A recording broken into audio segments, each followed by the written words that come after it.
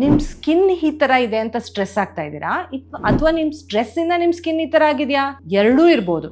Stress hormones ಇಂದ ನಮ್ಮ skin ಅಲ್ಲಿ ಏಜಿಂಗು ಜಾಸ್ತಿ ಆಗ್ತದೆ. ನಿಮ್ಗೆ ಗೊತ್ತು, ಸ್ಟ್ರೆಸ್ ಇನ್ಕ್ರೀಸ್ ಆದ್ರೆ ರಿಂಕಲ್ಸ್ ಜಾಸ್ತಿ ಆಗುತ್ತೆ, ಪಿಗ್ಮೆಂಟೇಷನ್ ಜಾಸ್ತಿ ಆಗುತ್ತೆ, ಗ್ರೇ ಹೇರ್ ಜಾಸ್ತಿ ಆಗುತ್ತೆ, ಹೇರ್ ಫಾಲ್ ಜಾಸ್ತಿ ಆಗುತ್ತೆ. ಇದು ಎಲ್ಲಾನು ನಿಮ್ಗೆ ಸ್ಟ್ರೆಸ್ ಹಾರ್ಮೋನ್ಸ್ ಇಂದ ಆಗ್ತಾ ಇದೆ. ಸೊ ಈ ಸ್ಟ್ರೆಸ್ ನ ಹೆಂಗೆ ನಮ್ಮ ಸ್ಕಿನ್ ಎಫೆಕ್ಟ್ ಮಾಡೋದ್ರಿಂದ ಪ್ರಿವೆಂಟ್ ಮಾಡೋದು ಅಂತ ಕಲ್ತ್ಕೊಳ್ಳೋಣ. ಒಂದು, ಸ್ಟ್ರೆಸ್ ಇರ್ಬೇಕಾದ್ರೆ ನಾವು ಯೂಶುವಲ್ ಆಗಿ ಡಯಟ್, ಎಕ್ಸಸೈಸು, ಸ್ಲೀಪ್ ಮೇಲೆ ಫೋಕಸ್ ಮಾಡಲ್ಲ. ಸೊ ಇದರಿಂದ ನಮ್ ಸ್ಟ್ರೆಸ್ ಜಾಸ್ತಿ ಆಗ್ತದೆ. ಸೊ ಸ್ಟ್ರೆಸ್ ಇರ್ಬೇಕಾದ್ರೆ ಎಕ್ಸಸೈಸ್ ಮಾಡಿ, ಹೆಲ್ದಿ ಊಟ ಮಾಡಿ, ಮತ್ತೆ ಸ್ಲೀಪ್ ಸೈಕಲ್ ಮೇಲೆ ಇಮಿಡಿಯೇಟ್ ಆಗಿ ಧ್ಯಾನ ಕೊಡಿ. ಸ್ಮೋಕಿಂಗ್ ಮಾಡೋದ್ರಿಂದ ಸ್ಟ್ರೆಸ್ ಏನೋ ಕಡಿಮೆ ಆದಂಗೆ ಇರ್ಬೋದು, ಬಟ್ ನಿಮ್ ಸ್ಕಿನ್ ಡ್ಯಾಮೇಜ್ ಜಾಸ್ತಿ ಅಂತೂ ಖಂಡಿತ ಆಗುತ್ತೆ. ಸೊ ಸ್ಮೋಕಿಂಗ್ ಖಂಡಿತ ಬಿಡಿ. ಮೂರನೇದು, ವೆರಿ ಇಂಪಾರ್ಟೆಂಟ್, ಸ್ಟ್ರೆಸ್ ಇರ್ಬೇಕಾದ್ರೆ ಆಂಟಿ ಆಕ್ಸಿಡೆಂಟ್ ರಿಚ್ ಡಯಟ್ ಅಂದ್ರೆ ಜಾಸ್ತಿ ಬ್ರೈಟ್ಲಿ ಕಲರ್ಡ್ ಫ್ರೂಟ್ಸ್, ವೆಜಿಟೇಬಲ್ಸ್ ಮತ್ತೆ ಗ್ಲೂಟಾಥಯೋನ್, ವಿಟಮಿನ್ ಸಿ, ವಿಟಮಿನ್ ಇ ಅಂತ ವೈಟಮಿನ್ ಸಪ್ಲಿಮೆಂಟ್ಸ್ ನಿಮ್ ಡಾಕ್ಟರ್ ರೆಕಮೆಂಡ್ ಮಾಡಿರೋದ್ರಿಂದ ಖಂಡಿತ ತಗೊಳ್ಳಿ. ಅದಲ್ಲದೆ IV ಆಂಟಿ ಆಕ್ಸಿಡೆಂಟ್ ಟ್ರೀಟ್ಮೆಂಟ್ ಕೂಡ ನೀವು ಕನ್ಸಿಡರ್ ಮಾಡಬಹುದು. ಇದ್ರ ಬಗ್ಗೆ ಜಾಸ್ತಿ ಮಾಹಿತಿ ಬೇಕೆ